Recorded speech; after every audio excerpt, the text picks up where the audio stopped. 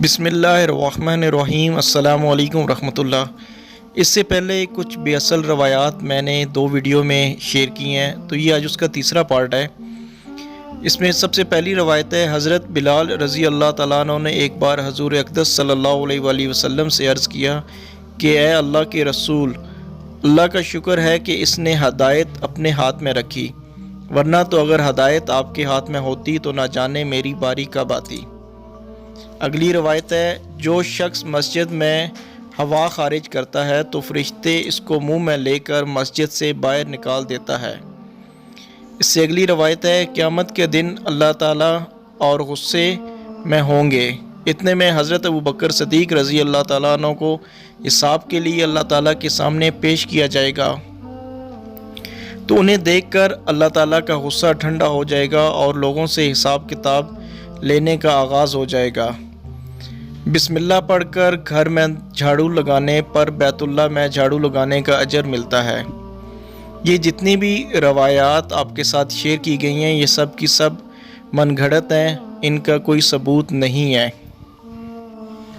احادیث کے معاملے میں بہت ہی زیادہ احتیاط کی ضرورت ہے، کیونکہ کسی بات کی نسبت حضور اقدس صلی اللہ علیہ وآلہ وسلم کی طرف کرنا یا کسی بات کو حدیث کہہ کر بیان کرنا بہت ہی نازک معاملہ ہے، جس کے لیے شدید احتیاط کی ضرورت ہوا کرتی ہے۔ آج کل بہت سے لوگ حدیث کے معاملے میں کوئی احتیاط نہیں کرتے، بلکہ کہیں بھی حدیث کا نام سے کوئی بات مل گئی تو مستند ماہرین اہل علم سے اس کی تحقیق کیے بغیر ہی اس کو حدیث کا نام دے دیا کرتے ہیں، جس کے نتیجے میں امت میں بہت سی من گھڑت روایات عام ہو جاتی ہیں، اور اس کا بڑا نقصان یہ بھی ہوتا ہے کہ ایسی بے اصل اور غیر ثابت روایات بیان کر کے حضور اقدس صلی اللہ علیہ وآلہ وسلم پر جھوٹ باندھنے کا شدید گناہ اپنے سر لے لیا جاتا ہے۔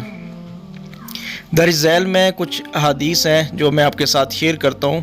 صحیح بخاری میں ہے کہ حضور اقدس صلی اللہ علیہ وآلہ وسلم نے ارشاد فرمایا کہ جس شخص نے مجھ پر جان بوجھ کر جھوٹ باندھا تو وہ اپنا ٹھکانہ جہنم میں بنائے۔ اس کے بعد ایک اور حدیث میں ہے صحیح مسلم میں کہ حضور اقدس صلی اللہ علیہ وآلہ وسلم نے فرمایا کہ مجھ پر جھوٹ نہ بولو، چنانچہ جو مجھ پر جھوٹ باندھتا ہے تو وہ جہنم میں داخل ہوگا۔ ایک اور روایت ہے، ان وعیدوں کے بعد کوئی بھی مسلمان من گھڑت اور بے بنیاد روایات پھیلانے کی جسارت نہیں کر سکتا اور نہ ہی بغیر تحقیق کیے حدیث بیان کرنے کی جرأت کر سکتا ہے۔